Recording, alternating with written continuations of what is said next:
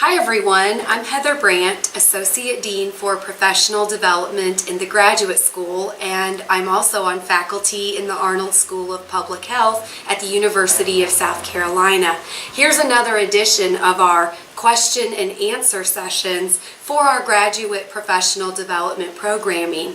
We're lucky today, and y'all are in for a great treat. We have with us George Thompson, who is a publisher in residence. He's spent the last 2 days here at the University of South Carolina meeting with graduate students and learning about their interests in academic publishing and sharing tricks of the trade. And he's also given presentations to several of our groups, including the Presidential Fellows, Bridge Humanities Corps, and Belinsky Fellows. So without further ado, we're going to get started with some questions. Great. All right, so George, in the short time here for the Q&A, I was wondering if you could share with us your top 1 or 2 tips. And these can be things students should do, or it could also be things for students to avoid. So what would you say for your top tips? Well, it depends on whether we're talking about scholarship or time management. I like it. So why don't we pick one of each? Why don't we hear one for scholarship and then one for time management? Well, I'll deal with time management because I have an easy answer. I have to think about ranking the others. Okay. But as you have heard, we know that professionally in the academic world, and this is true of both students and faculty, that the average student and faculty member today are spending 30 to 40 hours a week on email and social media. Did you all hear that? 30 to 40 hours per week. And of course, we're wanting you to watch this on YouTube so that you're on your computer, but 30 to 40 hours. And so the biggest complaint that students and faculty have is, I don't have enough time. Sure. So one way to give yourself a little bit more time is this. Unless you are an administrator, and most students are not yet in that position, I recommend the following: that in the morning when you look at your email, that you do nothing but delete and respond to your boss. So for example, if you were teaching a graduate class, and your colleague is ill and you need to cover, obviously you need to respond to the email. Or if your chair or your research PI suggests a meeting, you need to respond. Otherwise, you're just deleting those emails that are irrelevant, such as my daily blast from Staples or Applebee's for their specials, but getting a handle. And it usually takes 3 to 5 seconds to preview each email, and then think about what you'll need to do to respond late in the day. And you might also want to do this in the noon hour for the same reason, just to cover yourself professionally. And this is especially true of those who are teaching and have responsibilities to students who may need prompt attention. But the idea is that if you wait until the end of the day, preferably not 10 at night, but at the end of the day, spend 20 to 40 minutes responding to those emails. And do so in such a way that it may be, thanks for the email, good to hear from you, I'll be in touch next week. Very often you need time to consider a response, and a knee-jerk reaction can cause you some issues down the line. What that saves you is 2 to 3 hours a day, because if you're going on email 10 to 12... I don't know about y'all, but I could use time to be saved. So if you're going on email 10 to 12 times a day, which is the average, because you think, well, I only have 20 minutes, so I'll go on email. The problem is that if you respond to those emails at 8 in the morning, and let's say 50 to 100 is sort of a standard number of emails people receive, 80% of those will have been responded to by 9. So you're like they multiply. You're right back to square one.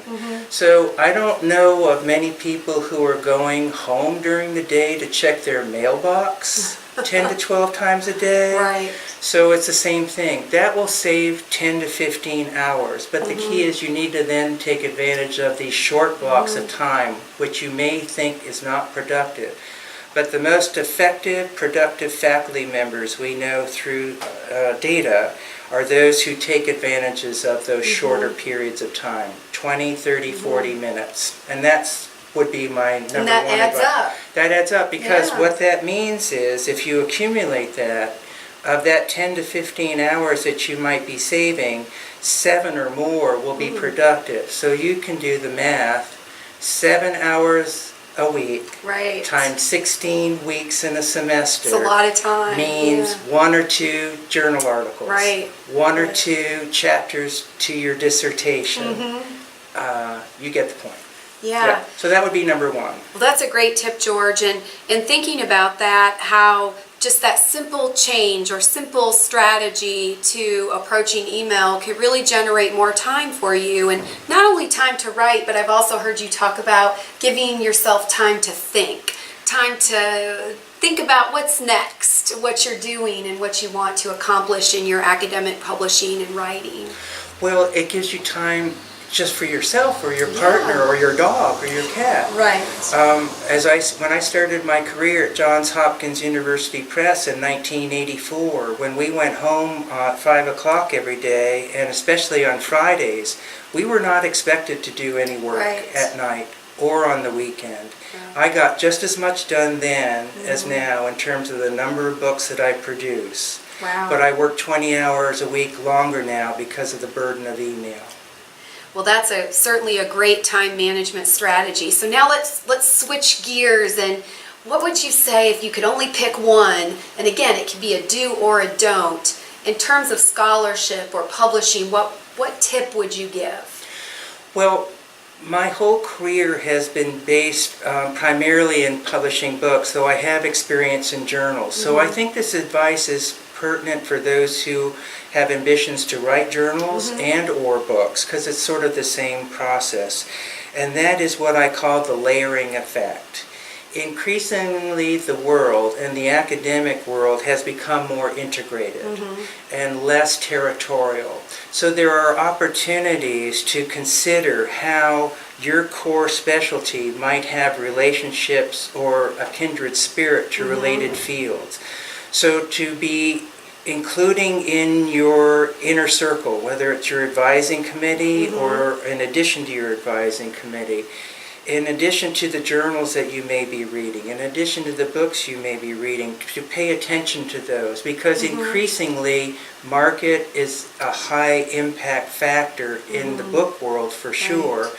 And it also gives you an opportunity to recast your scholarship into related fields so that your knowledge is reaching a wider audience. Right. There are tricks to that, and there are concerns of overreach, but that would be my number one, because it means the difference in printing, say, 800 or 1,000 copies of the book. That may be the difference in getting a contract or not. Right. And increasingly, for those who are moving into the academic world, the pressure to write more articles is increasing. And you can't continue to generate original research, so you have to find ways of what we call slice and dice. Material that would then reach another audience but still satisfy peer review standards. I really like this concept of layering, because it's also layering different types of writing and stretching your discipline and your comfort zone a little bit to push you to monitor trends and understand where opportunities are. So the only additional element I would mention to that, and it's a form of layering but in a new way, is that we are entering an age where the technology of different formats is making it possible to print articles in one form, but also to have online capabilities where there may be linkages to other sites or other information that for space requirements could not be in an article. Same for the book. And this gets to this notion of the effectiveness of interactive learning. And so students now should be thinking of ways where they can prepare manuscripts for articles and or book form where a publisher, whether a journal or a press, would say, what do you have? Because they're already doing this in the classroom with PowerPoint. They're already doing this when they present their materials at a conference. Right. I'm probably one of the few remaining people on earth that has people to rely on imagination rather than the PowerPoint. But there will be opportunities, and this is in its infancy, but within 3 to 5 years, I think we'll be shape-shifting the way we communicate. And I think the advantage of that is knowledge will be disseminated to a larger audience, and it will also be satisfying the changing needs of libraries as learning centers, which are, in fact, even physically reconstructing space for this kind of pedagogy. So I like this. So as a writer, you're thinking about layering the content and approaches you take, but then thinking about the actual product in a more layered format. So that's a great tip as well. Because ultimately it's communication. Right. Even the technical materials tell a story, and that allows one to consider it in that way. Well, great. Well, thank you so much, George, for taking this time to be a part of our Q&A today with George Thompson, publisher in residence. And you can check out George's work online at George Thompson Publishing. And we thank him for visiting us here at the University of South Carolina. And I hope those of you who have taken the time to watch this Q&A with George have learned a couple of great tips. First off, a time management tool for managing your email so that you can give yourself more time to think and to write. And then secondly, in terms of your actual writing, thinking about this concept of layering.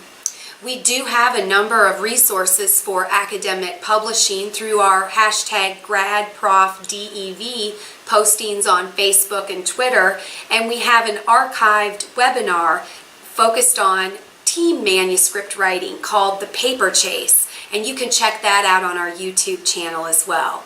So with that, we look forward to the next time we get to share with you our Q&A.